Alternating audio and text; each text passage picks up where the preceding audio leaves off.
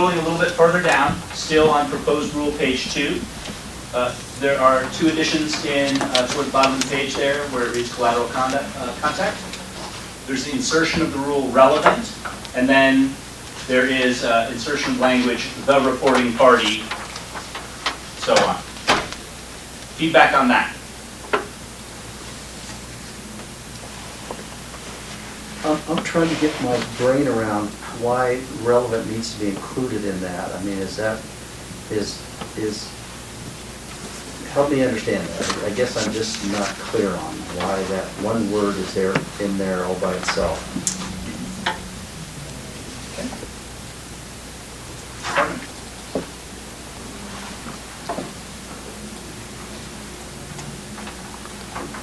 Would you like me to take that? You can. The reason that the word... Can you say your name? I'm sorry for the phone. This is Peg Rogers. The reason that the word relevant has been added is so that caseworkers are not required to interview anybody that may have had even a remote contact with that client. So, for example, if a client ends up in an emergency room, they may have contacted an inertial nurse who only said, okay, you're going to this room and somebody else is going to treat you. They may have had contact with an admissions person. Those people would not have relevant information about this treatment. And so we wanted to be clear for the caseworkers that they didn't have to interview everybody that may have ever had any contact with that client. Jim? This is Jim Tatton again. I don't see a definition of relevant within the proposed rule. So one of the things we think like that, this is Mindy Kemp, is we actually run these rules by our Attorney General representatives before we propose them, and those kind of questions are good questions, right? Like what requires a definition, what doesn't? And so one of the things we can do is just flag something like that and make sure that if they feel it's necessary and appropriate to further explain that we would address that, and if not, then we would need to.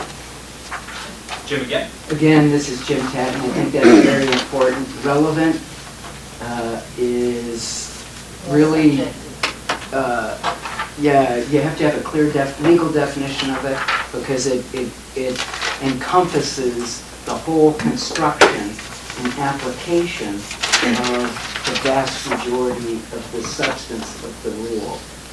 So I think that's a great recommendation to provide clarification from the Office of the Attorney General. Okay. Thanks, Jim. So first Dawn and then Ann? I think you're right. Oh, I'm sorry, Ann.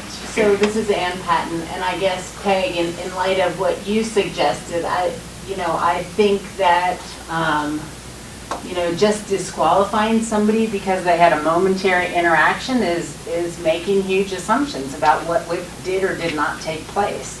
And particularly with people with IBD, I don't think it's fair to make those kinds of assumptions.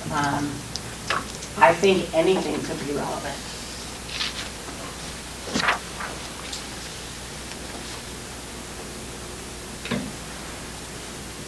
Dawn?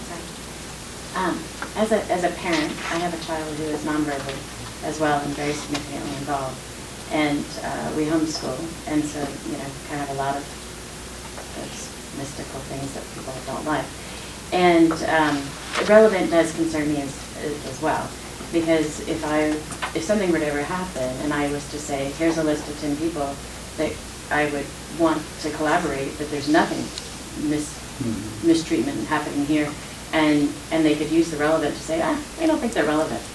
That's where, as a parent, my concern is with the relevant. And I understand you have a problem because you've got staff and you're trying to give them boundaries, but as a parent, that's my concern with that wording and with the lack of guidelines and safety nets for us.